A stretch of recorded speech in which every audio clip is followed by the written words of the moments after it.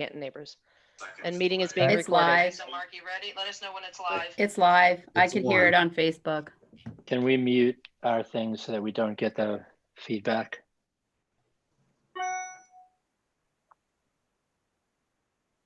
All right, let's do it, Amanda. I'm ready. Go ahead, Mark.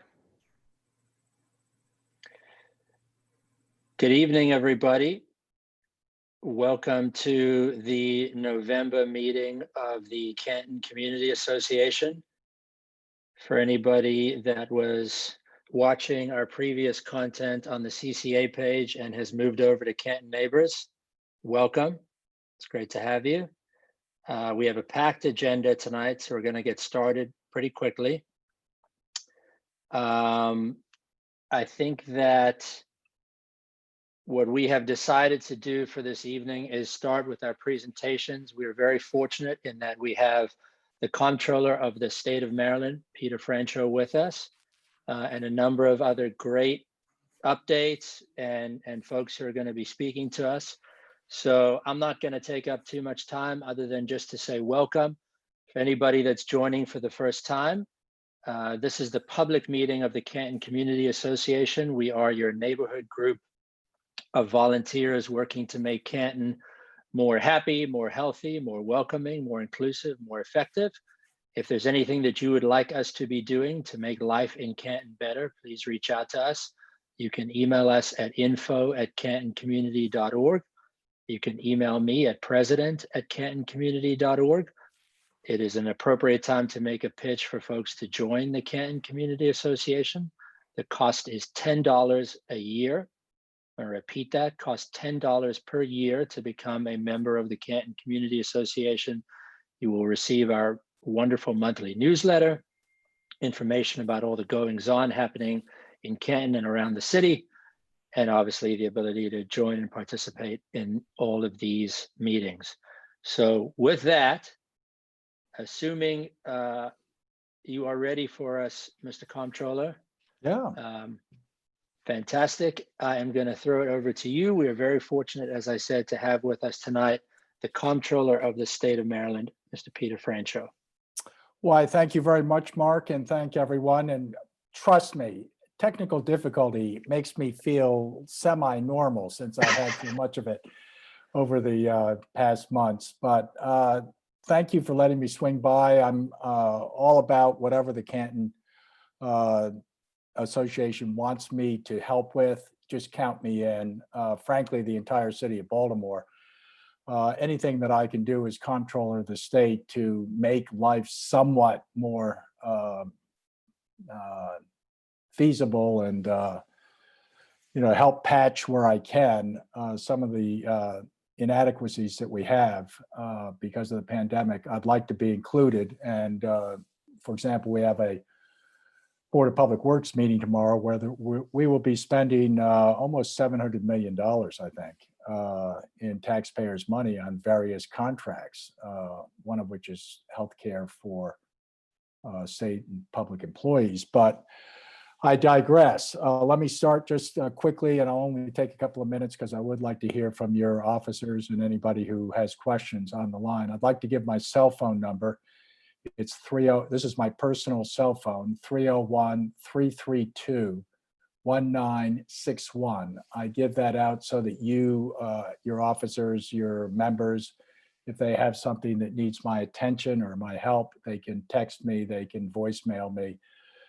If you're in my contact list and your name comes up, I will answer the phone.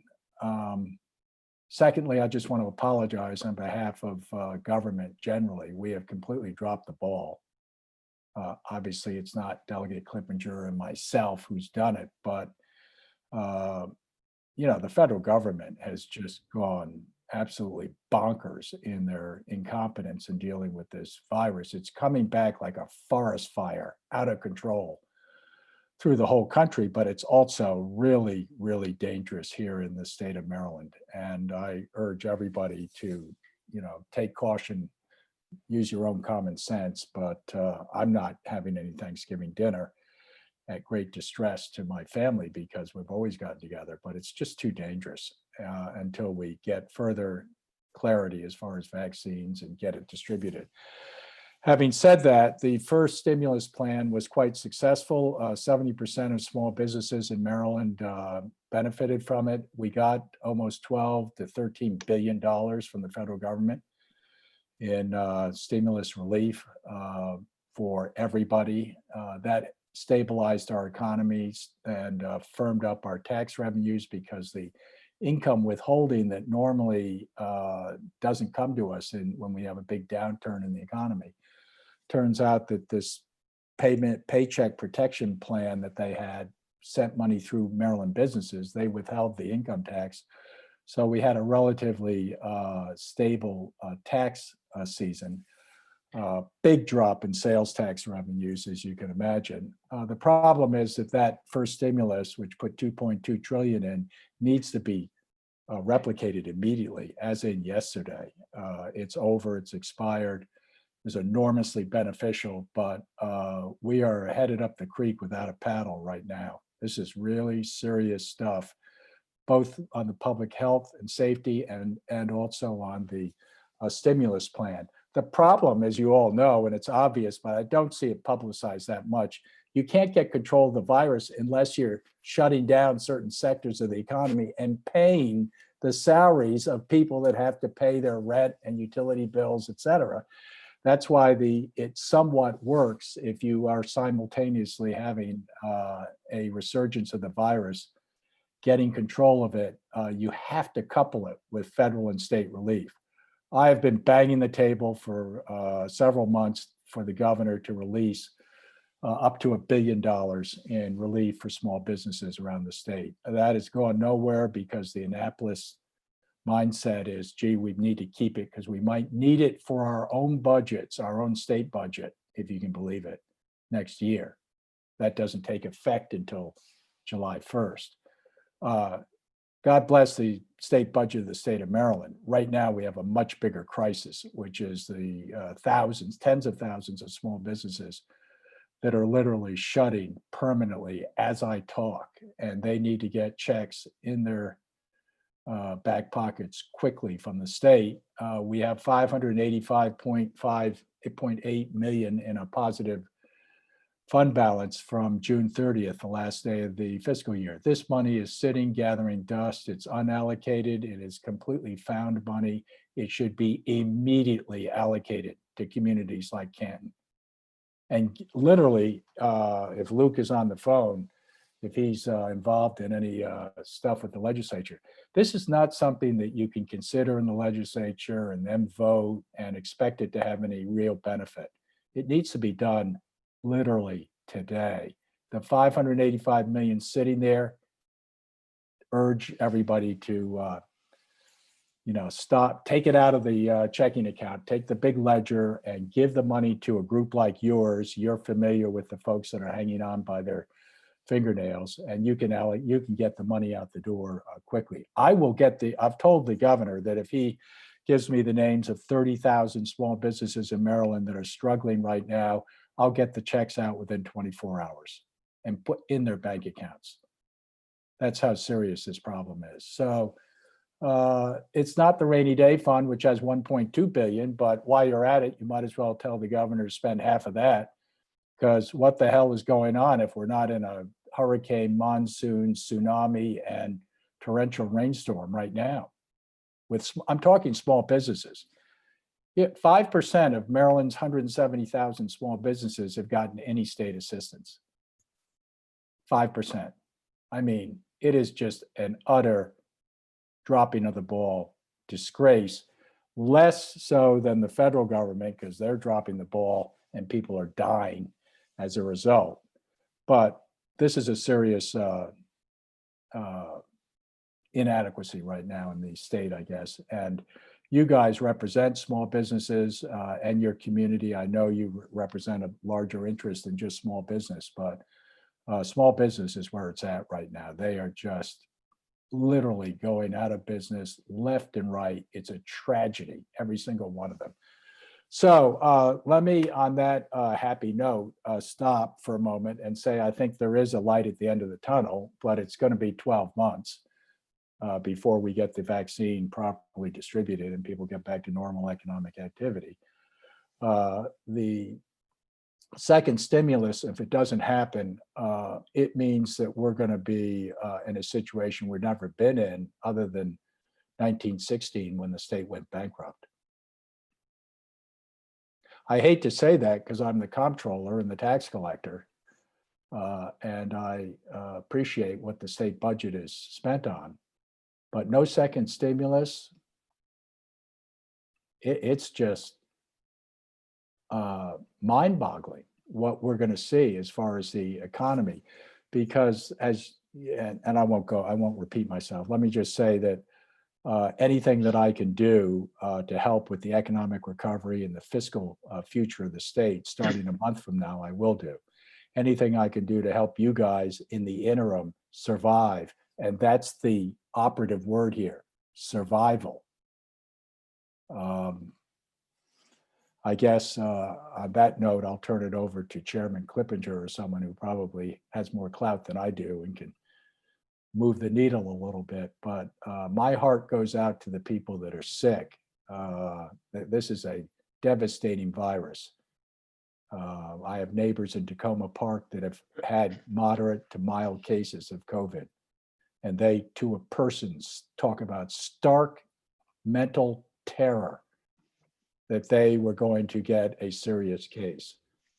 And boy, what's happening right now is scary. So make sure you take proper precautions, everybody, and don't let your guard down. I've canceled all my Thanksgiving and I'm about to cancel all my family Christmas gatherings because, I think the grandkids would kind of like to have their grandfather show up next Christmas. That's my view.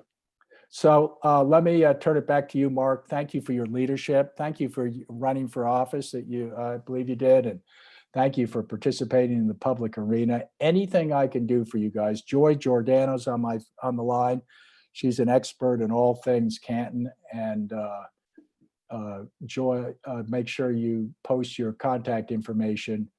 And don't get too gloom and doomy on me because of my comments. We are an incredibly rich state. We have enormous liquidity and reserves available at the state level. And we're going to obviously be able to utilize those for the entire state of Maryland down the road. But right now, we've got something that we need to address. And you guys could help out, obviously, because you have some sway in Annapolis through your very powerful state delegation. Thank you. Mark, sorry to be No, that's great. I mean, look, we appreciate it. We don't want you to come in here and sugarcoat it for us. We want you to be honest. Yes. So we really appreciate that. Yeah, no, my staff says, can't you lighten it up just a little bit? And, no, because, this is really something unbelievable that's going on. I thought the presidential election would bring some clarity. Instead, it's brought more of this unfortunate toxicity. And we're just going to have to work our way through that. Let me ask you this, if you don't mind, just before you jump, Mr. Franchot, which is, first, let me just say to anybody that's watching on Facebook, if you have questions for our state comptroller or any of our presenters, please feel free to post those questions in the comments in the Facebook stream, and we will make sure that our presenters get them and respond to them. The question that I have is, what I'm hearing you say is that there is money in the state budget to help. You are right that we have a lot of different interests that we are working on behalf of here in Canton, but our small businesses are a huge part of it. We have a lot of independently owned, local resident owned small businesses that make up much of the lifeblood of Canton, and the mix of residential and business is what makes it so special. And so we are uniquely concerned with those interests and want to do everything that we can to help. So my question to you is, what can we do to help? What can we do to try and facilitate getting those resources to folks in Canton and frankly, communities around the state that so desperately need them? Well, the governor has total control over this. He sometimes pretends that he doesn't. He does. He's all through these emergency orders that he's processed, he has complete and utter authority to spend this money. He should inform Chairman Clippinger and the legislative leaders that he's doing it, but he has the power to do it. The problem is he's running for president a couple of years from now, and he, everybody, I don't mean to be critical of Republicans, all the Democrats do it too. They tend to become very protective about the budgets they know and that they're familiar with. So the city of Baltimore is very, very concerned about its budget next year. And it's hard to get elected officials to do something in an emergency basis like this. But I would suggest you have a very powerful delegation and that this money is available right now. I can get it out within 24 hours in my age. I'm the paymaster, so I'm the one that sends the checks. Happy to have our people work 24 hours around the clock. If I get a thumbs up from the governor to take the positive fund balance separate from the 1.2 billion in the rainy day fund, the positive fund balance, and get it out to community groups like yourselves. It would not be good just to send it to local governments because they have the same problems that the state government has, which is first, we'd like to take our share. We want it for our budgets. No, right now, the private sector, small businesses need that money. So I would, feel free to contact every elected official but it's pretty stunning to me that this money is just sitting there gathering mold as we speak. Pound the table, squeaky wheel gets greased. Notice Amazon got a promise of $8.8 billion from the state of Maryland in our failed effort to recruit them to deliver their East Coast headquarters here. Okay, we lost that, but if we're willing to put up $8+ billion to bring a corporation in, how about during the pandemic, we spend 500 million on our small businesses, 170,000 of which are now down to probably 140,000 as I speak, already gone. So I'm talking about the next 20 to 30,000. And you guys, I don't mean to inflate your egos, but this is not rocket science. You guys could do this in a day.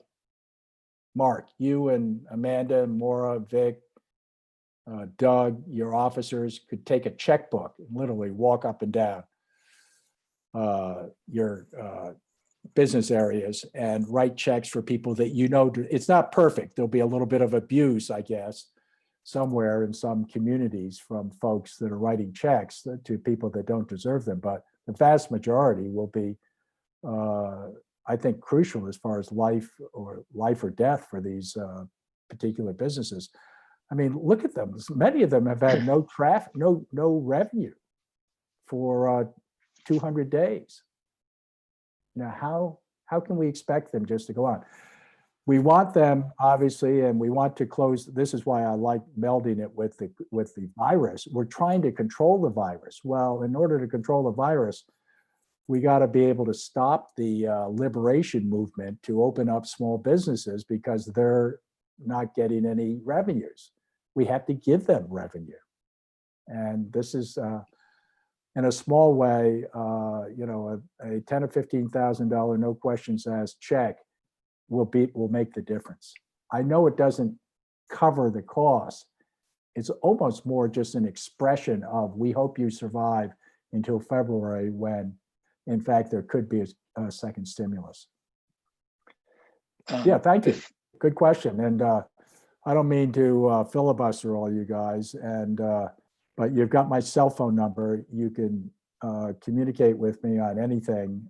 We've obviously doing things all over the place. I'm actually thinking of the possibility of another tax holiday because not tax holiday, but tax deferral for the January payments. It's just, and people say, well, do you have the authority to do that? I have the authority if the governor gives it to me.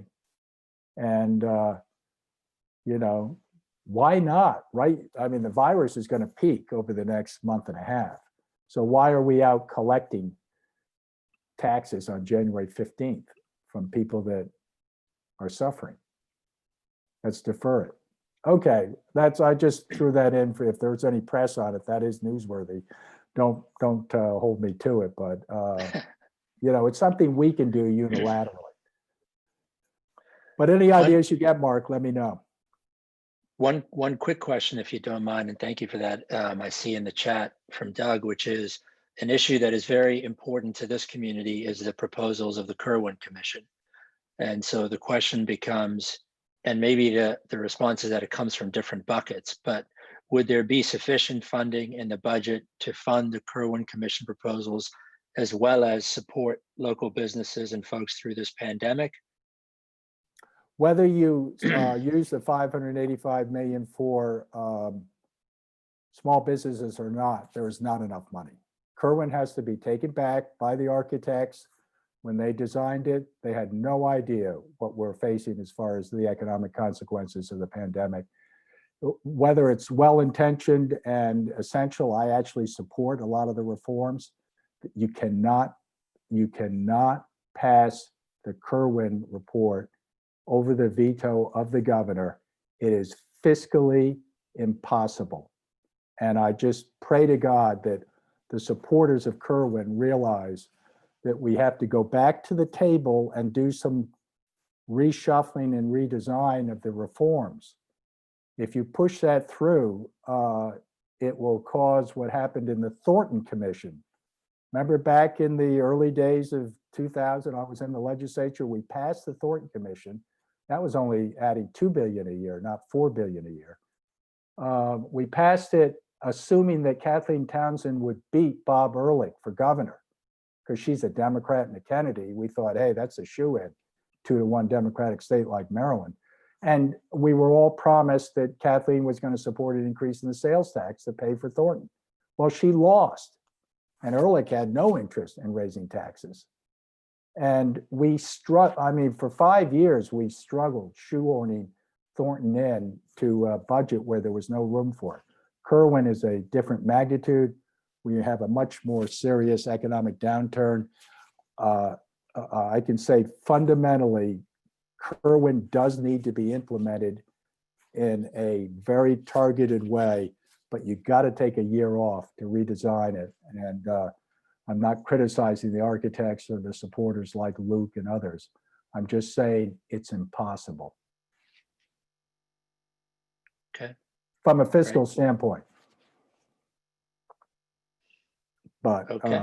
Anyway, I don't mean to be dramatic, and I certainly don't want to be anti-education. I am very pro-education, and I love the expansion of pre-K and the higher pay for teachers and the better preparation for graduates for the workforce and college and careers. And I support all that stuff. It's all important, but got to take a year off and make sure that the fiscal policies are lined up with the education policies. Thank you. Great. Thank you so much, Comptroller. Thank you for your time. Yeah, I'm out of here. Stopping by. Give my best to everybody and just tell them that we're going to get through this, and together we're all going to march into the future towards the normal prosperity and success that we've had in our wonderful state. The problem, of course, is how do we reconstruct the economy of the state so there's more equity? Right now, all the rich people get all sorts of benefits. Folks at the bottom are getting almost nothing. And so we need to make capitalism and free enterprise more equitable, I believe, as we fund the recovery, which is obviously going to be dramatic. I'll just leave you with this. My experts tell me half the people in the state of Maryland who have been lucky, and most of them, all of that half, have been able to keep their salaries. Their bank accounts are bulging because they haven't had anything they could spend it on. So there's this building up behind the dam, all of this consumer spending that is going to be unleashed once we, as I said, get the virus under control. And so there are better days ahead for the wonderful capitalist system that with all of its flaws that we have. But we got to get our small businesses through, because it will cost us an arm and a leg to replace them. if they close. So that's the logic that's going on here. Thank you for listening to me. You guys are terrific. And Joy, I think, is going to stay on the call and can handle any questions or any needs that you have as far as unclaimed property or tax issues or, unemployment. We're like one of the few agencies that's cracked the code on unemployment. We found some guy buried in the agency that could actually answer our phone and get something done for these desperate people on the outside. So Sure. give us a call. We'll try to help out if you know on an ad hoc basis with our sister agencies. Thank you, Mark. All the best. Will do. Thank you so much. Have a great night. Stay safe. Yeah, you too. Okay, next over, we're going to jump real quick to Sam Morales from Thread, who's going to give us a quick update from the folks at Thread. Samantha, great to have you with us. Hi, thanks so much for having me. Is it okay if I share a quick presentation on screen? Sure. Okay, thanks. Okay, so I'm just going to share some brief information about Thread, a little bit of our history and the ways to get involved. And then at the end, I will plug my contact information as well as a sign-up sheet if you want to exchange contact information so that I can answer any questions that you may have throughout the presentation that come up. So first, what is Thread?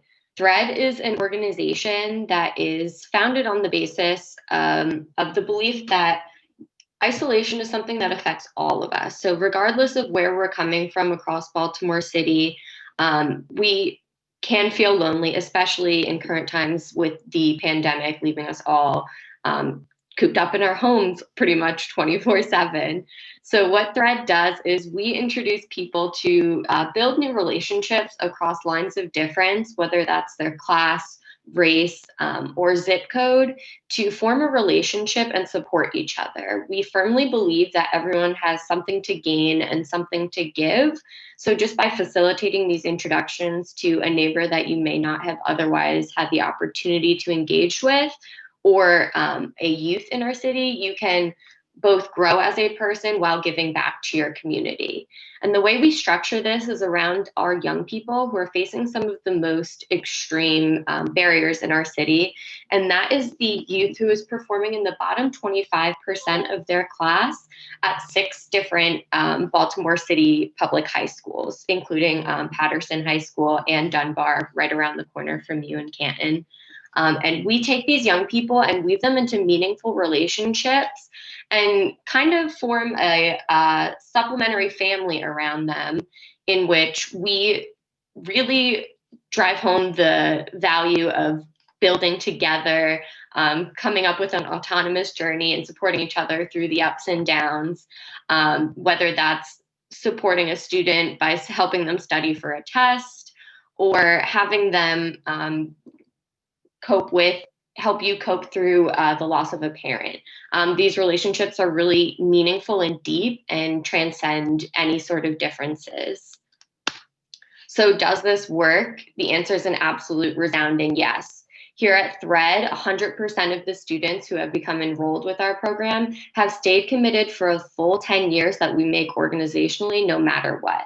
So while they start with us in the 9th grade, they stick with us until they're around 24, 25 years old, no matter what. And like I said previously, these students are coming from the bottom quarter of their 9th grade class, which means their GPA is somewhere around a 0.7. So historically in Baltimore City, if you have a GPA below a 1.0, you graduate at a rate of about 6%. Here at Thread, our students are graduating at a rate of 85%. So that's more than 10 times how their peers are performing. And then beyond that, 69% go on to complete some sort of post-secondary degree or certification within their 10 years within our community. So while that's all really exciting, Thread is still hungry for more. Our vision is by 2030 to enroll 7% of all Baltimore City freshmen, which would mean annually enrolling around 304 students. And at scale, that would be 3,040 students. In order to support that many students, we would need around 8,000 volunteers. And those volunteers combined with our staff, AmeriCorps members, and collaborators would be a community of around 20,000 adults across Baltimore City. So that composes about 5% of the adult population and 10% of the voters in last election.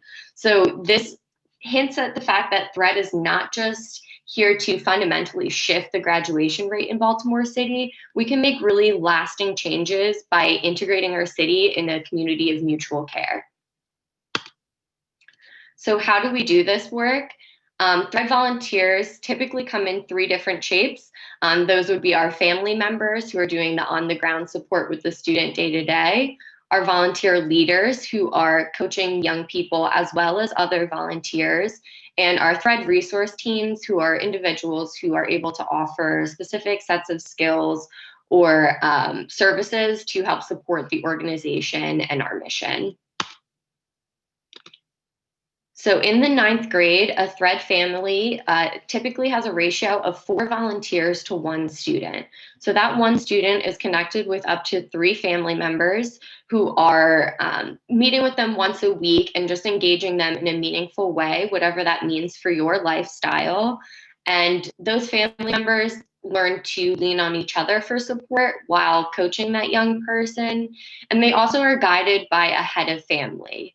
The head of family is kind of like the team captain almost. They really help to coordinate the plans for everyone and ensure everyone is well supported. And then continuing that Thread model along, the head of family is coached by a grandparent who's kind of more of a peer-to-peer coach. Grandparents are connected with 8 heads of family, so they're responsible for meeting once a month to provide coaching and feedback to ensure that they're connected with all the resources available within our community. And they receive coaching from a Thread staff member who's typically a community manager who's really well versed in the needs and the resources available in a specific community. So over time, our Thread families change shapes and structures to really iterate the value of the difference between independence and interdependence and a balance of those 2.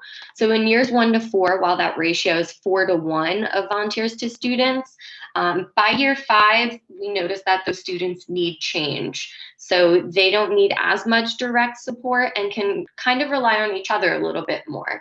So we blend families together so that 2 students are paired with 3 volunteers, and that continues up until year 10 when ultimately the students outnumber the volunteers and are prepared to support themselves independently. So the activities that our volunteers get involved with over their 1-year commitment vary depending on that person and their lifestyle. We just ask that our volunteers make regular touch points with their young person, and that means reaching out to your young person once per week at all levels, regardless of what age that young person is. All of those touch points have shifted to virtual to accommodate social distancing. Although there are a few events that are happening in person in really small groups, depending on your family's comfortability and needs. We also have a couple program spaces that you're able to attend completely virtually, like our monthly Thread Talk, which is a community gathering where we share small wins and work through barriers together, or our Thread Hours, which are structured volunteer-run tutoring spaces that occur 3 times per week at each of the school sites and virtually. Finally, we have monthly touch points with your coach, whether that's a head of family or a grandparent or a staff member, depending on your role within Thread. So volunteering during COVID-19 has shifted a little, but not as much as you might think. All of our touch points are occurring virtually, but we're getting really creative with that thanks to the help of our Thread app. It's a really unique way to connect with your family, kind of similar to social media, but it's also tracking the development of your relationships over time so that you can see how you're supporting each other and what's working for you. Some of our volunteers are getting involved in weekly game nights or just hanging out over FaceTime to chat or play video games together. Like I said previously, all of our events have moved to online platforms, including our Thread Talk, Thread Hours, and orientation and training. And finally, all of our volunteers will still need to get fingerprinted and pass a background check in order to be placed in a family. But our primary vendor, Bith Group, is cleansing all of the materials between each session, and they're very strict about the accommodations in their office. So you would need to make an appointment prior to getting fingerprinted. If you have previously been fingerprinted, there is a procedure for reporting the results of that. So if you have any questions about getting involved with Thread or would like to talk more one-on-one, please feel free to reach out to me at samantha.morales@thread.org or on my cell phone at 609-610-0523. But if you're ready to move ahead and get started with Thread, you can go straight to our website, thread.org/volunteer, and complete an application, which takes about 10 to 15 minutes. From there, you're invited to a new volunteer orientation session that's about 2 hours long, and you will receive information on fingerprinting. So that's all I have for you this evening. Thank you so much for having me, and I look forward to connecting with you. Great. Thanks so much for joining us. That was an awesome presentation. Absolutely seamless, which is fantastic. We appreciate it. And has really kicked up the notch of our technical capabilities. So thanks for that, Samantha. Great to have you. And thanks for all the work that you do at Thread. I know personally, I've done work with the organization. I've loved it. And it is really fantastic, the improvement you've made in so many lives of folks in Baltimore City. So thanks. Thank you so much. With that, we're going to turn it over to our own delegate, Lou Klippinger. Klippinger, great to have you, sir. Feel free to take it away. Thank you very much. Yep, Luke Klippinger over here on the other side of the water in Riverside. This will be my second meeting of the night, and I'm able to get everywhere now. It's fantastic. We should do this all the time, except it's awful and I want to leave my house. I am one of your members of the House of Delegates, along with Brooke Learman and Robin Lewis, and of course, Senator Ferguson is in the State Senate of Maryland as the Senate President. I'm the chair of the House Judiciary Committee, and there are a wide range of issues that we're going to be dealing with next year in judiciary and of course outside of judiciary. I'll touch on a few of the issues that we're going to deal with outside of, or in judiciary here in a minute, but one of the issues I have worked on for the last several years was the legislation related to the earned sick leave bill that created 5 days of earned sick leave for about 700,000 Marylanders that we passed in 2018. One of the things that we've discovered as we've gone into this pandemic is that it did not allow for people to take their sick leave if they were forced to stay at home because of a pandemic. And that's one of the things that we do want to look at as we go into the next General Assembly session, is to see if we can tweak that law in order to add that in. That's one of the things that certainly was intended as part of the bill, but was not explicitly there, so we need to deal with that. There's no question that we're going to be dealing with issues related to police accountability in the next General Assembly session. The Speaker set up and this is one of the issues in the House Judiciary Committee that we'll be talking about a great deal. The Speaker and I set up a work group that has been led by the Vice Chair of the Judiciary Committee, Vanessa Atterbury from Howard County. They've had a number of meetings and a number of hearings over the last several weeks in this interim period, where they've discussed the Law Enforcement Officers' Bill of Rights and statutes related to the use of force and a wide range of other issues that help lend themselves to a greater transparency in the police misconduct process. I believe that we will be doing I know that we will be taking significant steps in this next General Assembly session to build greater transparency in how we deal with police misconduct, so that we can give everyone a greater confidence that when police officers commit misconduct, that those that those acts will be properly dealt with both inside, well, particularly inside the police department. There are existing mechanisms outside the police department if they commit criminal acts that can seek to address those issues as well. My committee also is going to be looking at policing and how it relates to mental health. On the 18th of December, we're going to have a hearing, not only looking at how police officers deal with people who are in crisis, who are in a mental health crisis, but also looking at how we deal with police officers who may be dealing with issues related to their own mental health. Because the two issues are in fact connected in a lot of different ways. They're connected in how police officers interact with people after they themselves have been either victims of trauma or have seen things as part of investigations that have impacted them. So we're gonna take the time to learn more about our existing systems and look at what places they're doing across the country. One of the interesting things that we're doing in Maryland already that we, in the last session, voted to expand significantly, have been crisis intervention teams. These teams bring together mental health professionals, social workers, and others who can help police officers effectively talk down people who are in mental health crisis, address those issues, move them into stabilization, and then move them into treatment. And then the next piece of it is what we also need to work on, move them into programs that provide wraparound services and housing and drug treatment and everything else that they need in order to move forward. Last year, there were 13,000 cases called into 911 in Baltimore City alone that dealt with an issue related to a person's mental health.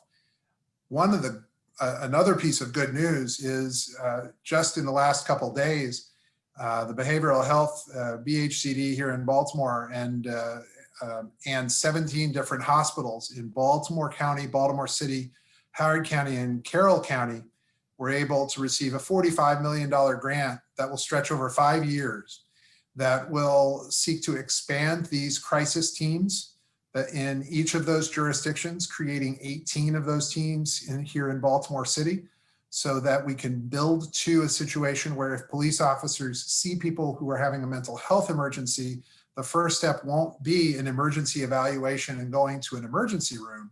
The first step will be getting the mental health professionals in first to seek to get those people into treatment and get them into treatment right away. Another interesting fact that I've learned about the emergency evaluation process, this is when people are suffering from an urgent and a present mental health issue. 60% of those people go to the hospital, they're evaluated, and then they're immediately released. The problem isn't so much as that it's not that the hospital isn't providing the services, it's that the hospital is determining that they didn't need that emergent or emergency level of care. And so we're burdening emergency rooms with some of these people when they could be going into other treatment facilities and get better bang for our buck and better treatment for those people who need it. And the last issue has to do with evictions. My committee doesn't deal directly with evictions, but we set the fees to file evictions. And right now in Maryland, we have the lowest fees, one of the lowest fees anywhere in the country for evictions, really almost anywhere. We charge $15 for a summary ejectment. Other states surrounding us charge more. They charge $50, they charge $80. And what that has been shown to stop is it tends to stop bigger landlords, with no disrespect to bigger landlords, it stops bigger landlords from putting in summary ejectments over a relatively small amount of the rent. Sometimes people, they don't pay the whole amount of rent, but they pay all but a little bit of it, all but 20% of it, all but 25% of it in some cases. The Attorney General, Brian Franchot, has been dealing with Jared Kushner and his company in Baltimore County, where they have taken people to court over relatively small amounts of rent and then saddled them with the fees that come afterwards that sets them further behind. So we would seek to increase the amount for summary ejectment from $15 to $75. Take that money and split it between rental assistance, hopefully making it easier for people to get rental assistance so that they don't get evicted in the first place. And then the other side of it, putting more money into legal aid. Right now, we fund legal aid by taking the, I'm not going to make fun of Mark, but Mark is a lawyer and he has an escrow account. And the interest from that escrow account is basically nothing right now. We're not getting any interest off those escrow accounts basically at this point. So that is what is a big chunk of what funds legal aid. Because there's no interest coming in, there's no money for legal aid, and that's less legal assistance for people who need it, particularly during this time of a pandemic. So the idea behind the eviction fees is to put more money into that program as well. The Judiciary Committee is not the fun time committee. I don't get to get on here and tell you about all the money that's in the budget for great and fun projects and education. And I can talk a little bit about the bond bill money that we get every once in a while, but I don't have the Happy Go Fun Time Committee. We deal with a lot of really, really hard issues. And I see Maura Taylor on here, and I'd go on about juvenile justice, except I think I've gone on for about 5 or 6 minutes, and I figure your attention span is reaching an end. So I'll just be happy to take questions and go from there. Delegate, thanks so much. One of the questions that we sort of collectively as a community have is that there were a lot of charter amendments and bills on our, not bills, but amendments on our ballots this year. And we were hoping that you would be able to potentially speak a little bit to some of those that you might. There's a lot of information on there. It's difficult for us to take folks through all of them, but we're hoping you might be able to maybe pick out a few that you think would be most impactful going into this General Assembly that might impact the community. Well, I can speak better to the statewide amendments. There were a number of city charter amendments that were there that ranged from everything from setting up a chief administrative officer to changing the number of votes to override a veto for the city council. And so I like to defer to the city councilman if his representative is here. I defer it to them, and in a pinch I just defer it to Jeff Amorous because he works for the city and I can just do that. But having said that, I won't do that. I got a laugh out of Daryl for that, so that's good. So so having said that, there were 2 that were constitutional amendments this year that we put on the ballot. Question 1 deals with an issue of the legislature's ability to move money within the budget. Right now and until 2023, the General Assembly receives a budget from the governor, but can't move money from one part of the budget to another. We can cut money from the budget, but we can't add money in another place. So it has created a system where the people who are closest to people on the ground, the members of the legislature, can't really impact the budget process in a qualitative way. And so question number 1 passed, and it will give the General Assembly more ability to move money from one place to the other in the budget, but it doesn't start until the end of Governor Hogan's term in 2022 or 2023. So it would start with the fiscal 2024 budget. The other issue, and I think I glanced and saw an issue that popped up in the chat, it's to the sports gambling. That was question number 2. The money the process for sports gambling, we needed to get sign off from the public as part of a constitutional amendment, just like we did for table games, just like was done for slots.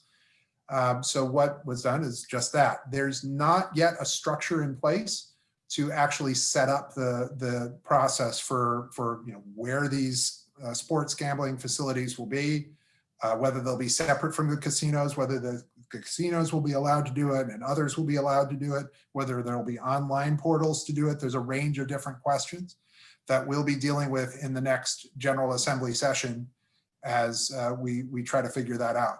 The money that is there is, if I remember correctly, is to go to the Education Trust Fund. I will double check again on that.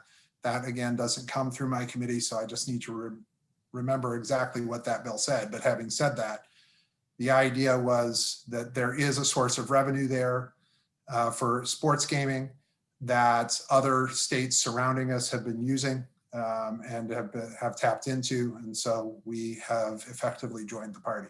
And in fact, there have been states across the country who have been doing this. I will say that the amount of expected revenue is, I guess, relatively modest. It's probably $40 to $50 million compared to a $41 billion budget. So those are a couple of the questions that we dealt with on the ballot on the state level. Perfect. Thank you so much for that. That is extremely informative. Maura, I know you wanted to ask a question. Feel free to jump in.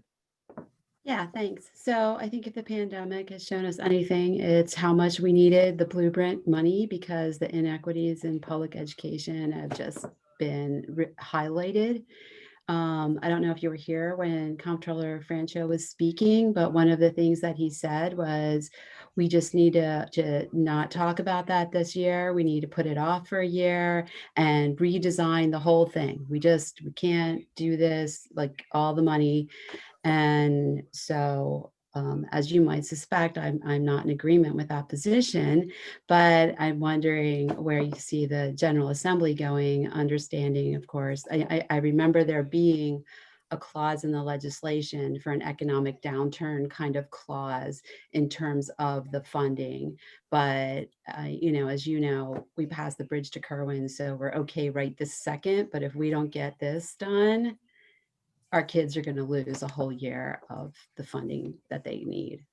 Well, so we, as part of this budget that we passed before we left Annapolis, we did a couple things. One, we increased the amount of money in our rainy day fund that has been allowing us to deal with some of the issues that we've had to address with COVID, and is going to soften the blow in years to come. Second, I'll say that the impact to revenues has certainly not been as bad as we thought it was going to be, certainly at the beginning of the pandemic. There's no question that there's going to be an issue that we're going to have to deal with in the next General Assembly session. There's no question about that. But three, this, if anything, what we've seen through the pandemic is that we really can't wait. That we have a lot of kids in our state who are facing not just a digital divide, but a digital Grand Canyon. They are having a very hard time taking the online classes that are provided. They're falling further behind. And the thing that we were able to do in the legislature, and that I'm with genuine respect to the comptroller, I understand his underlying point that these are very difficult times and we can't be profligate in our spending, but we banked 4 years of online tax revenues, and we were able to put that aside and budget that for the next several years to pay the expansions that are set out in Kerwin. So effectively, we've already paid for it. And since we've already paid for it, we need to take these steps further forward, particularly in these times, because kids are falling so far behind, that will allow us and help us to be able to come out of this very, very difficult time with kids in a better position. Where we are right now on education is a huge challenge. And it's not just because we have parents who are ready to throw their children out of the house at any moment in time. And I'm making light of that. It's mostly because we have kids who are genuinely falling behind because they're trying to take classes on cell phones, or they're trying to stay up on classes when they don't have an online presence at all. And so the digital divide and other issues have shown us the need more than ever for Kerwin and for the blueprint. And so I believe that we'll be able to move forward with that. Delegate, thank you so much. We know that Sure. there are a lot of demands on your time, especially as with the lead in to the General Assembly. And so we are incredibly grateful that you're able to join us tonight and provide us that update. Very happy to be here. I will say that I'm going to have a little bit of dinner now, but I'm going to be listening. So I'll listen into the rest of the show. All right. So if we speak ill of you, you're going to hear it. So we'll just be on our best behavior. I can't imagine that would happen, but that's fine. Have a good evening. Thanks so much. Enjoy your dinner. All right. Okay, with that, we are going to move swiftly to our next presentation, which is from representatives of our Southeastern District Police Force. And we are very fortunate to have Captain Boyd. Welcome, Captain Boyd, and we have Sergeant Jamat as well. Great to have you both. Please feel free to jump in as soon as you like. Good evening, everyone. Captain Boyd, I am newly assigned, well, sort of newly assigned to the Southeast since July of this year. And I'm actually currently out right now, just riding around the district down in the Fells Point area.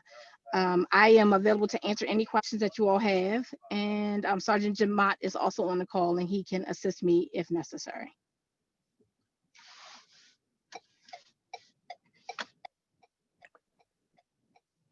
Great. Just to sort of ask it in a general sense, welcome and congratulations, by the way, Captain. You know, for our community, we're curious what you're seeing in terms of local crime issues that you're seeing in Canton and throughout Southeast, and what we as a community can be doing to help your work and to keep our community safe. That is a loaded question. I would say that this is the season to be prepared for things like larcenies and larceny from auto and stolen packages and things of that nature. What the community can do, if you hear about a crime in your community and you have cameras, check your cameras around the time that the crime occurred and reach out to us, and that footage can help us identify the suspects. The other things that you all can do to prevent robberies, and we share these things on our social media, on our Facebook page, but when you are going home, if there's someone in the house already, have them meet you at the door, not at your car, but meet you at your door. If they come to the door and watch you in, when you park, be expeditious about getting into the house. Don't leave valuables in your car, like your wallet with money, or those Christmas presents that you don't want anyone to know about, your laptop, your purse. Don't leave valuables in the car. And so that's larcenies from autos, packages. When you have a package being delivered, either have a neighbor pick it up for you or have it delivered to a UPS or a FedEx, a location where you can go to the box and pick it up. Those things will prevent folks from stealing your packages. It'll prevent you from being robbed and for people from breaking into cars. We have seen an increase in destruction of properties and larcenies from autos in the Canton area specifically, and even a few robberies in that area. In reference to the robberies, they are juveniles. Unfortunately, they are juveniles, and we've actually made a few arrests not long ago of one young man who attempted to rob a resident using a knife, two residents using a knife. He was one of our officers from the midnight shift. She chased him down. She got the young man, she got the knife, and all without hurting him or anyone else being hurt. The officer wasn't hurt either. So that's that for robberies. And the destruction of properties and the larceny from autos are occurring generally because folks are leaving things of value in sight in the car. And even if you don't leave it in sight, if you don't lock your door, there are bandits that walk around and all they do is door check. They check to see if you left your door unlocked, and they'll go into your car and they will take your property. We actually also have a bandit that has been using an object that we haven't been able to identify as of yet, but sticking it at the bottom of the window and just breaking the window out and just reaching in and going into the glove compartment and as far as they can reach in the car to try to take things. One of our patrol officers is doing a phenomenal job reaching out to Mr. Arch and other people in the community to get video surveillance so that we can try to identify this guy or girl and try to stop his actions. And then there's the bandit it's like a large group of kids that recently just went through breaking windows that seem to be without purpose. So we see a lot. And the one other thing that community members can do, if you see something that looks suspicious, it doesn't hurt to call the police for us to check it out. If it's a large group of kids in your community that don't look familiar to you, at 2 o'clock in the morning, let us come out and, if nothing else, engage them in conversation, make sure they're okay. And I don't know, it will provide a level of safety for the children and for your property and for you.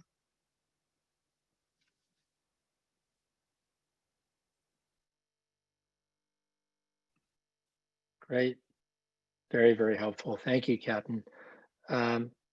Sergeant Jamot, great to have you as well. I don't know if there's anything that you wanted to add or speak to, but feel free.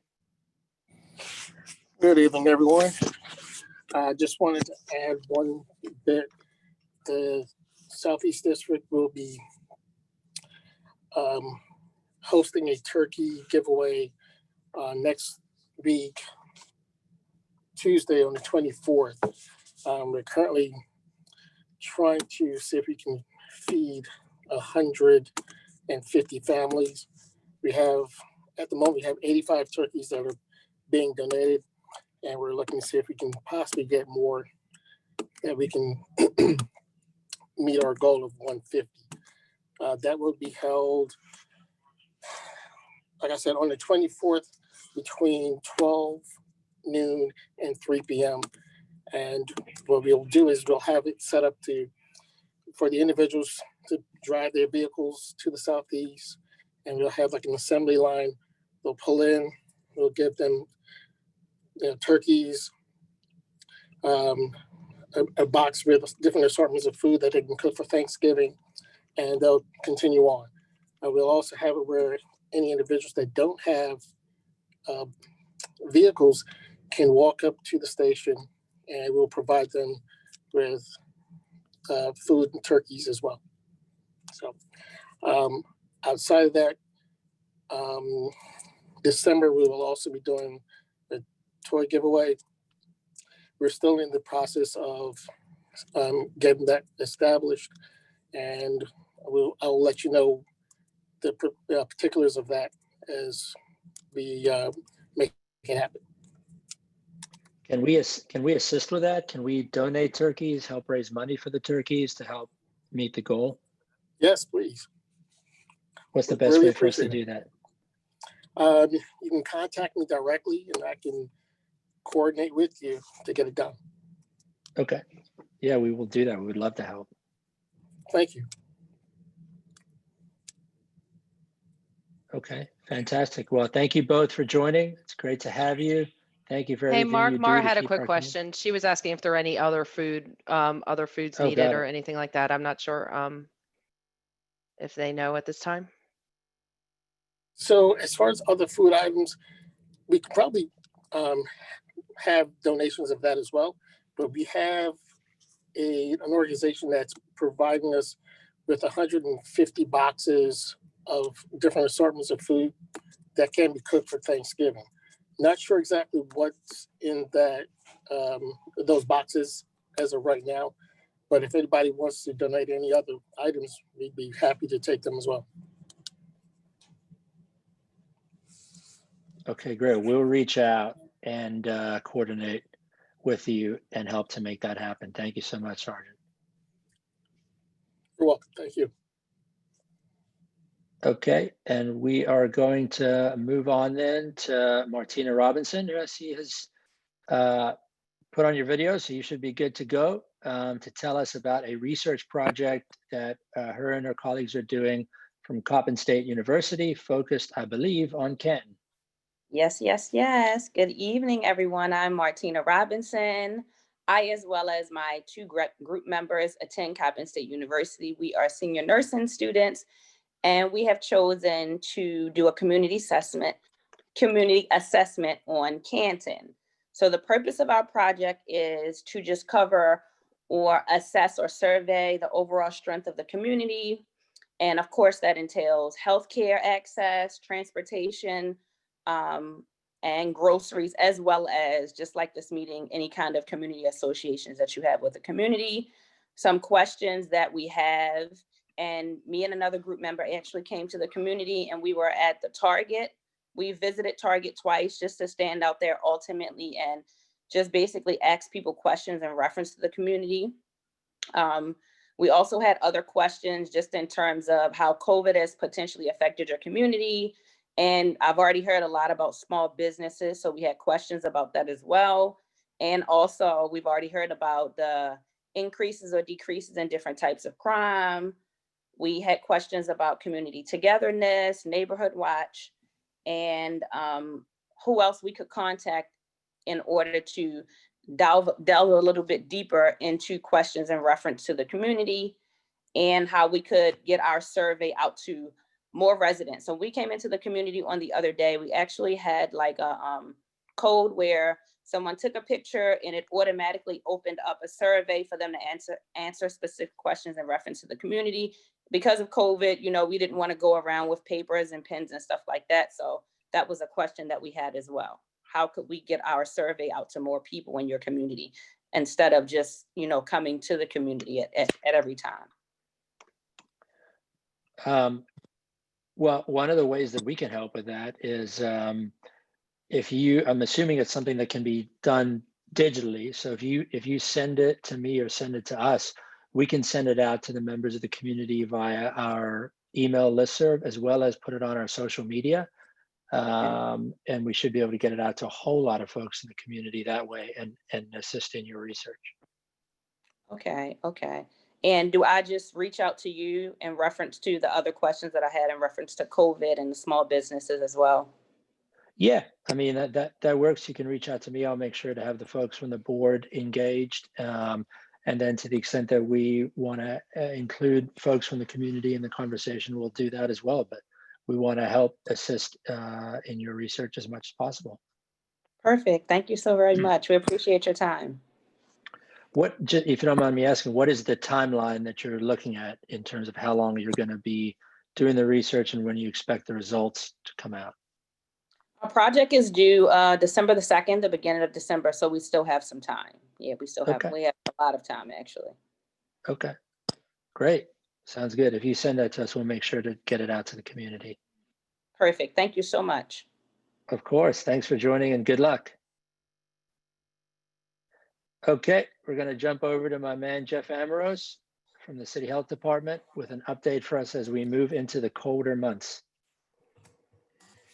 Thank you, Mark, for the introduction, and thank you all for joining tonight. And I'll try and keep this very brief because I know we've been on for a while. I'm sharing a couple of quick links in the chat here that I'll be referencing. I'm going to share a quick PowerPoint deck here, just a couple different images for you all. So give me just a moment. Okay, is this showing up? Yes. Perfect. All right, so I wanted to briefly give you all a situation report on sort of where Baltimore City stands in terms of our numbers, case rates, things like that. If you haven't already, the link in the chat is a way to get a daily update on what our metrics look like. It's coronavirus.baltimorecity.gov. This data is updated on a daily basis and shows sort of a range of different statistics for the city around COVID. This is a image from earlier today, a screenshot of our front page. As you can see, our case numbers, our death numbers, and our positivity rate are trending in the absolute wrong direction right now, which should not be a surprise given that we're in phase 1 of our reopening. The governor's spoken a few times in the last week and a half about how Maryland's numbers are trending alongside the nation's sort of in the wrong direction. The three items we note on the front page here, first is our cases, and the number to pay particularly close attention to, the two numbers are the latest 7-day average of daily new cases per 100,000 people, which gives you an idea of sort of how widespread community transmission is happening, and also that latest 7-day average of daily new case count. So we're up over 200 there. If you look to the chart below, you'll notice sort of 3 distinct peaks of our case numbers. The first happened in late spring, peaking right around Memorial Day, early June. The second occurred in late summer, mid to late summer, in late July, early August. And then we bottomed out for quite a while through September, through much of October, until really starting to grow over the last couple of weeks. And now those numbers are spiking pretty hard. Likewise, our positivity rate, you can see that we had a peak in late spring. That was when testing was at a much higher premium than it is today. which helps explain a bit why the positivity rate is still so much lower than it was at the peak. Back then, a number of the folks who were getting tested were symptomatic or living in congregate living facilities where we were likely to be aware of ongoing outbreaks. Now there's much more testing being done. So it's actually something to keep in mind that as the testing is increasing, if the positivity rate is increasing along with it, it's a sign of a lot of community level transmission happening. The next slide I wanted to show, and if you go to this dashboard page, you'll notice there's a drop down up top that has a number of different pages for review. I'm going to show one other page just to give you sort of the gravity of where we are today, and that's our hospitalizations. If you look here again at the two primary graphs, usage of ICU beds over time and usage of acute care beds over time, and you pull those up on the site, you'll note there was a significant distinct peak in late spring, again, May into early June, another smaller peak in late July, early August. And now we're trending upwards again as we move into the holiday season. If you look at the graphs on the website, you'll note that October, late September, early October, we'd hit a absolute low point from the beginning of COVID to that point. That was right around the lowest point we'd hit in terms of combined ICU and acute care bed usage. I think the combined total at that point was 76 beds between ICU and acute care. Now we're up over 270 beds just 6 weeks later. So that's how quickly those numbers are rising on us. With that in mind, the health department has been pushing out messaging over the last few weeks, focused on getting people to utilize COVID best practices. So wearing face coverings or masks, practicing social distancing, avoiding gatherings, and just being cognizant of your surroundings and the fact that there is asymptomatic transmission happening. So I'm going to share a couple of slides here with you. This first one is actually a meme we shared pretty early on in the pandemic. Expect it to come back. We're sort of recycling memes as we see the case numbers increasing again. But this sort of demonstrates if a person doesn't know they have COVID and hasn't been tested and just isn't showing signs yet, they can still pass it to other people while they're asymptomatic. And so you can see in this example, crowding close together without masks in an indoor setting is a particularly dangerous situation to put others in right now. The next is one, and I'm glad Comptroller Franchot mentioned that he'll be practicing social distancing for holidays and remaining away from relatives a bit. Early on the idea that staying home saves lives, and we want to reemphasize that now. As we head into the holidays, we know everyone wants to see family, everyone wants to go back and reconnect with grandkids and cousins and nephews and nieces and whatnot. Unfortunately, with the amount of transmission we are seeing all over the country right now, and the amount of transmission we're seeing driven by smaller family gatherings, we're really trying to hammer home the point that now is not the time to have a big Thanksgiving. Now is the time to have a small Thanksgiving and small holiday season with the people living in your household, and throw up Zoom screens or whatever for other family elsewhere in the country to visit with. But again, staying home here is going to save a life as we head into the holiday season, given the case rates and the data we're at right now. Next up, and I can't emphasize this enough, and the governor said it really well last week, wear the damn mask. Right now, we have a mask order in effect in Baltimore City.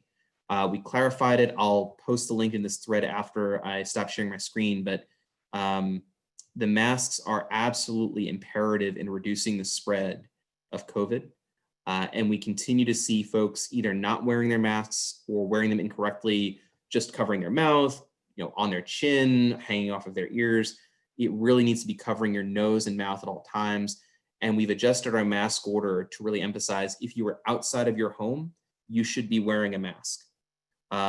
We know that other orders have provided exceptions and qualifications around, if you were able to practice social distancing or if you're doing X, Y, or Z. As we note here, if you're looking for loopholes, COVID is not a lawyer. It is not going to care which exception you might fall under. It's just going to continue to spread among you and those around you. So if you're outside of your home, you should be defaulting to wearing a mask. Concurrent with our COVID communications, we are entering peak flu season, and we are already seeing the toll that COVID is taking on our hospitals. We are begging folks to get their flu vaccines this year to reduce the twin impacts of flu and COVID on our hospital ERs and their ICU and acute care beds. I chose this flu vaccine because just as a father of a 2-year-old, it's particularly relevant. It hits home for me because I know all my parents and my in-laws want to do is play with my 2-year-old right now. And we know that we need to restrict that access at the moment because of how much spread there is and the health conditions that they bring to the table. The flu vaccine is going to help protect your loved ones from getting the flu and help us get through the brunt of what this COVID peak is going to look like. So we're really, again, just trying to hammer home the need for the flu vaccine to reduce the impact on our healthcare system, to allow them to focus on COVID for these next couple of months. And likewise, for folks who are looking to get their flu vaccine, if you haven't gotten it already, here are a few upcoming no-cost flu shot dates and times. I'll send these to Mark for distribution. There are a couple coming up in Southeast. There's one tomorrow at William Paca, another one Thursday over at John Rura in Greektown. There's one on Saturday at Casa. So there are opportunities. And then additionally, obviously, pharmacies and other clinical care providers are providing flu shots as well. But we can't emphasize enough, we really need folks to get their flu shots this year. With that, I'll wrap up. If there are any questions, happy to answer them. I will just note one thing that I have noticed in the last few months, not to make light of the situation at all, but the health department's meme game has been on point, and I think most folks would agree with that. We did have a question from Laura on Facebook specifically about being able to view the dashboard that you took us through, noting that it's very difficult to view on mobile devices. So any thoughts about improvements that might be coming there, since, you know, as Laura correctly points out, most folks do view these kinds of things on their mobile devices. And so any thoughts on improvements that might be coming there to help ease of being able to view the dashboard on mobile devices? I do not have updates because I am not a coder, but I will take that back to the Mayor's Office of Performance and Innovation team and to our tech team as feedback. I know they're constantly tweaking and working on that site. So I'll let them know and see if there's ways that we can adjust. And I did just drop into the chat 2 more links. One is to the mayor's executive orders that go back to the beginning of COVID. And the second is to the the health order around face coverings and masks that the health commissioner issued. Got it. Okay, great, Jeff. Thanks so much for sticking around. Thanks so much for that information and for everything that you do to keep our city safer and healthier. Thank you. And thanks for recognizing our meme game. That's really the partnership that we've formed across city government. The city communications staff across city agencies have been working nonstop to get those memes out. Well, you can tell they have been excellent at conveying the message. Thank you all for your time. Great. Thank you, Jeff. Okay. With that, I know we're running a little bit low on time, and stick with us, folks. We have some really important, quick community announcements and updates coming up. There's a note on the agenda for me to provide an update on our Baltimore City elections. Happy to do that real quickly. Brandon Scott is our mayor-elect. Nick Mosby is our council president-elect. Bo Henry is our comptroller-elect. And Z Cohen has won the race to retain his seat as our first district councilman. So as it relates to those of us in Canton, that is the update on the city elections. I'm going to give a quick update as well on the Canton Anti-Racism Alliance. This is a group of community members that was formed back in July in response to the discussions, conversations, and protests that we're seeing around the country and frankly around the world, focused on equity and inclusiveness and our history of racism and segregation. And so we as a community wanted to focus those conversations on ourselves most locally and reached out to everybody in social media world and invited everybody to join those conversations. It is a fantastic, thoughtful, diverse group of community members, historians, college professors that are a part of the conversations. And for anybody that is interested in joining, they have been from the beginning and remain open to the public. So anybody that wants to participate and be involved in those conversations, we would welcome any and all opinions. Reach out, shoot me an email at president@cantoncommunity.org, and I will be sure to make sure that you are involved in the conversation.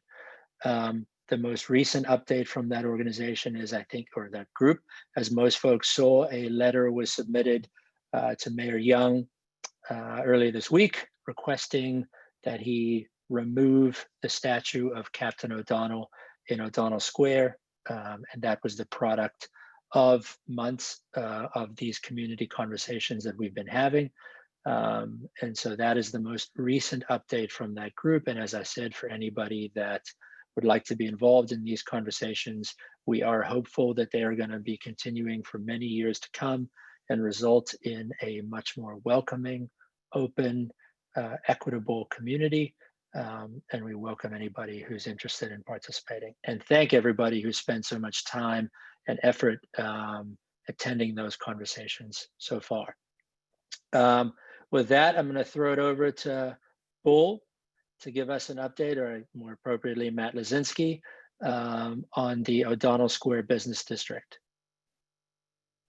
Hey, how are you guys doing today? So basically, I just wanted to remind everyone that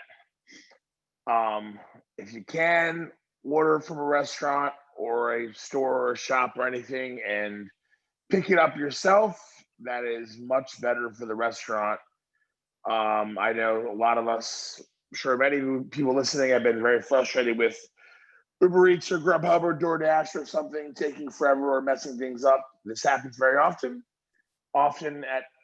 That is not the fault of the restaurant or the store, unfortunately, and it just gives them a bad name. And they also charge 30% in the process to the business. So if, it's a very hard time right now for every business person. So if you want to spend money, if you could do it directly with them, that's much better off.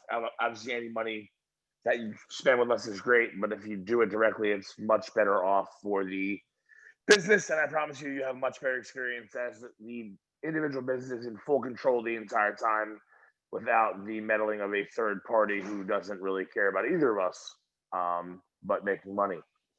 So I think, very tough times are ahead of us, and I just hope that many of us will be able to make it out on the other side of this, but it's going to be a very challenging next couple of months for any sort of retail business in the city of Baltimore specifically. So any support you guys can provide will be greatly appreciated. And that's it. Got it. Thanks, Matt. That's an important note. I didn't realize the difference that it makes to local businesses of ordering directly from the restaurants, and I will commit to one, eating more takeout food, which I'm sure my girlfriend will love, and two, to ordering it directly from the restaurants. Well, I promise you that makes a huge difference, because some of these people, they don't. It takes almost all of their money. It basically ends up making the business work for the Grubhub or the Uber Eats or whoever it is, to be honest with you. And one thing I'd like to add is to still tip, even though it's takeaway or carry out, tip. And if you go directly in there to get carry out, and then tipping the staff is helping go directly to the staff instead of the other way, instead of the Yes, it is. That is certainly appreciated. That's a very good point. Thank you, Amanda. Got it. Okay. Thanks, Bo. Well, we will be pulling for you and all of your colleagues and doing everything that we can to help everybody make it through to the other side. Doug, you want to jump in? Doug Kaufman with an update from our Economic Development Committee. Thank you, Mark. Thank you, everybody. I apologize. I got to get going because I got a 4-year-old. I gotta get him to bed shortly here. And if you hear screams, that's where it's coming from. It's not me. Quickly, update for the Economic Development Committee. There's 3 issues on the agenda tonight. One has to do with the St. Bridget's, the old former school. They came to us very recently. They want to expand the density within the building by developing 5 one-bedroom units in the basement. This is a project that's been around for a few years. The original proposal, when they came to us, they actually wanted to have a couple of townhouses built on the parking lot. They ended up not doing that. So they're trying to add a little bit more profitability for them, quite frankly, by adding in these basement one-bedroom apartment units. Usually the biggest concern for these kinds of projects is increased parking for the neighborhood, which of course parking is at a premium. Currently, their parking lot is only about, I think only 15 spots of the, 30 some odd spots are being used. So we're doing a little bit more due diligence with them to understand what the original variance was around parking to make sure that the new requirement will still fit essentially within what they had, that we all had agreed to a few years back. Second project coming forward is the United Evangelical Church at the corner of Dillon and Southeast, essentially on the same block as the St. Bridget's Academy. The northern building within that corner complex for United Evangelical, they are under contract with a developer who is looking to take that 4-story structure and turn it into apartments. They have not seen the plans yet. They've come to talk to the Economic Development Committee as well.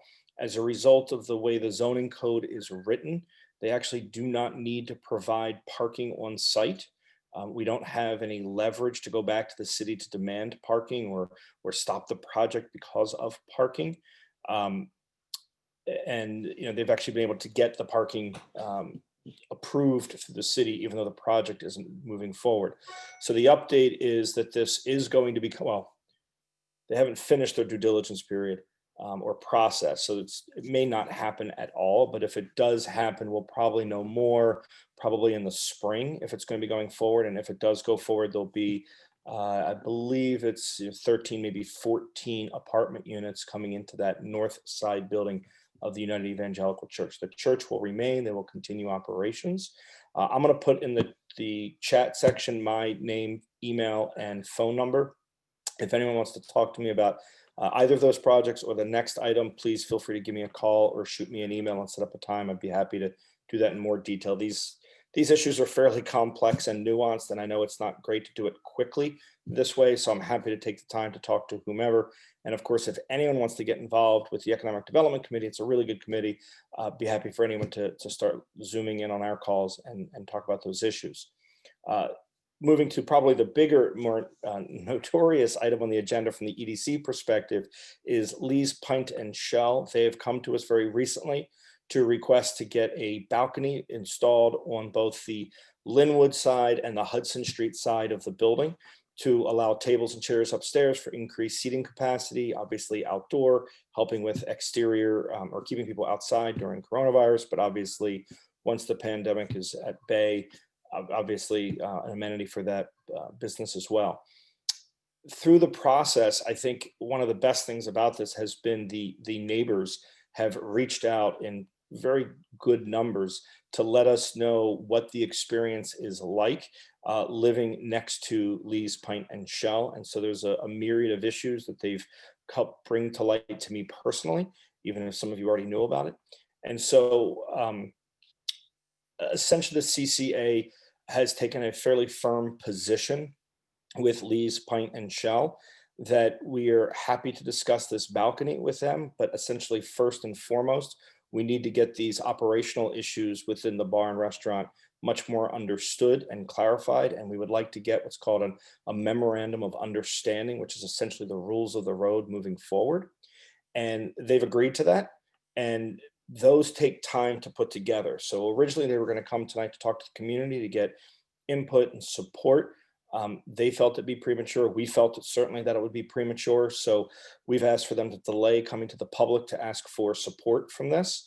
And what we would like to do is to put together a memorandum of understanding, make sure the neighbors are involved in that for all of their feedback and input, and then make that memorandum of understanding attached to the zoning application for the balcony as well as for their liquor license.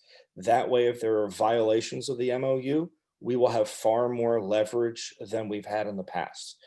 Currently, you can call the liquor board and hopefully the problem is still going on by the time the liquor board shows up. There's no guarantee. There's ways, and the CCA will be working with the neighbors to understand the methods that they can go through to help verify and codify and quantify the violations, which should help us all, quite frankly, just be more honest in terms of what their contribution to the community should be. So I apologize. I feel like I'm kind of rambling a little bit. I'm sorry. I'm trying to get a lot of information in. So again, point is, if you are a neighbor of Lee's, Pint, and Shell, and you want to be involved in the process, I'll put my name, my phone number, and email. Please email me, call me, text me, let me know if you'd like to be involved. Doesn't matter if you hate them or love them. I'd like everybody to be involved, and especially anyone along the whole line of the spectrum there. The idea is to get an MOU. That'll be the rules of the road. That will be done in conjunction with the folks from Lee's, Pint, and Shell, so we can all understand that. And then what we'll probably end up doing is going back and asking them to show us in good faith that they can follow these rules. And if they can do that, then we can hopefully be able to support a balcony. The other thing about the balcony, as they had said on the call, is that they expected it to be up to 60 people on that balcony. What many people pointed out on the Economic Development Committee is the only other balcony that we have is at Speakeasy, and it's in the middle of the commercial district. 60 seats is far more, it's approximately double the capacity for the Speakeasy.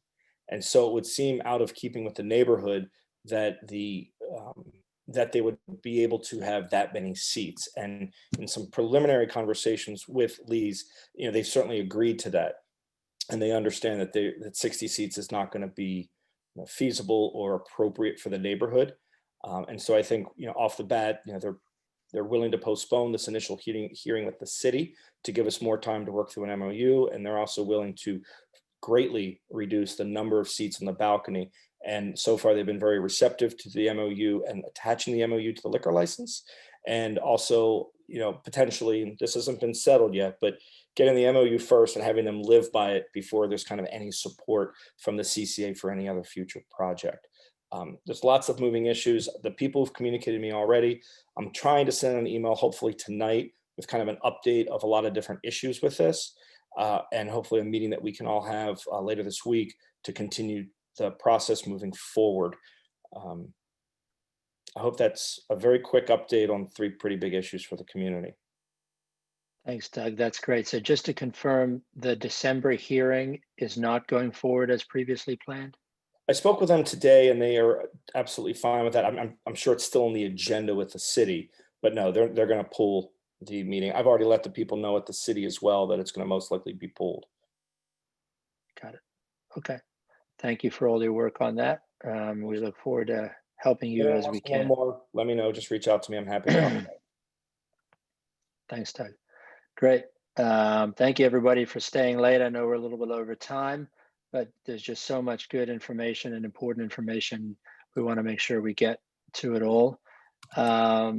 Michael, you're up next, my man, with a update on Canton Canopy.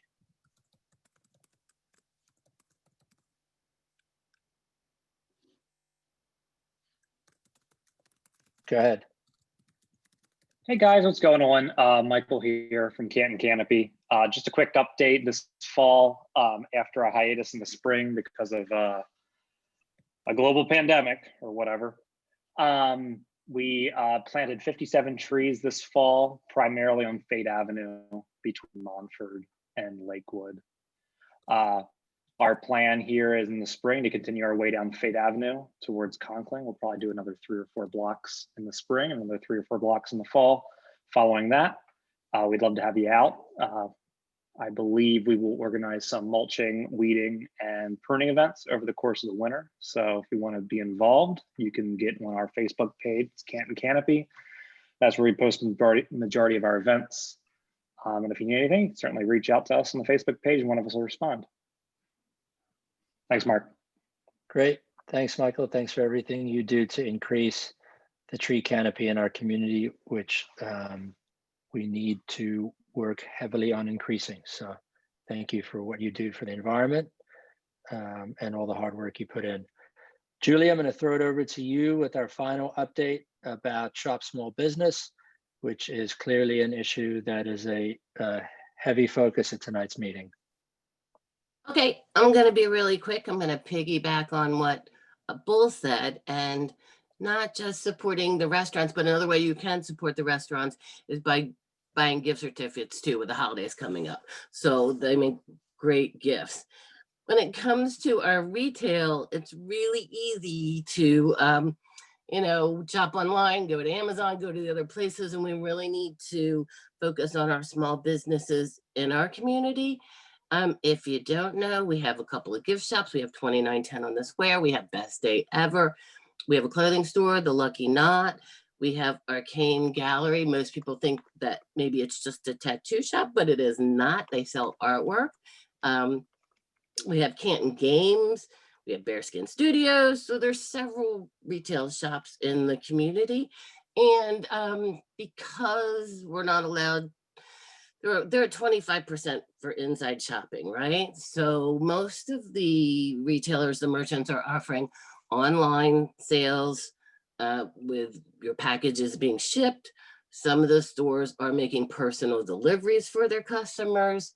They have parking spaces in front around the square because they know it's hard to get through the square a little bit. There's just one lane there right now. So the retail shops actually have a designated parking space in front. If you're just going to call and do curbside pickup, you can do it that way. And you can also, not speaking for everyone, but some of the shops are doing shopping by appointment. So if you want to go in the store, you can call ahead of time and, kind of book a half an hour time slot, and they would be happy to help you, happy to see you. So please shop local. And Saturday, November 28th is Shop Small Saturday. So you definitely want to be out that day. And for the rest of the month, think about them when you're doing your holiday shopping.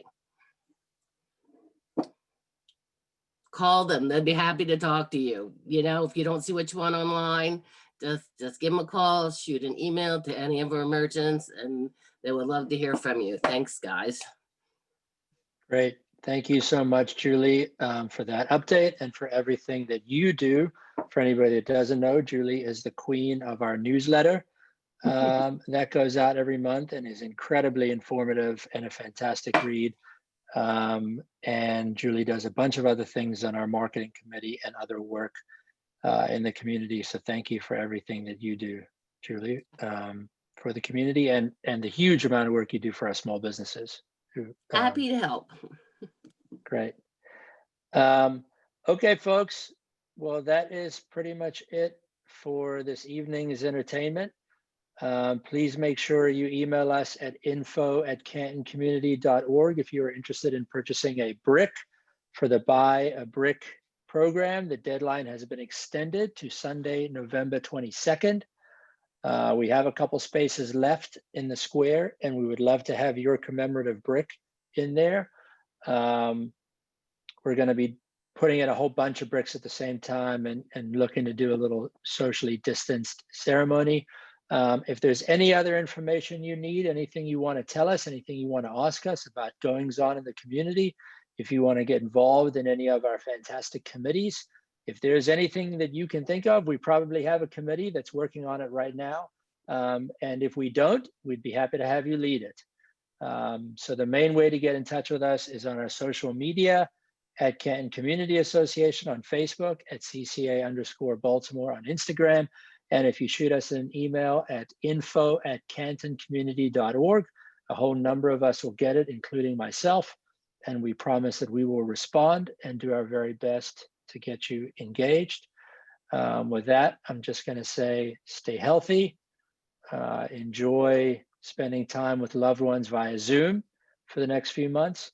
And I look forward to seeing everybody when we're all able to be together again in a safe way. So with that, thank you all so much for joining us. I hope you found the meeting informative and enjoyable, and have a wonderful evening. Cheers. Bye, everyone. Bye. Thanks all.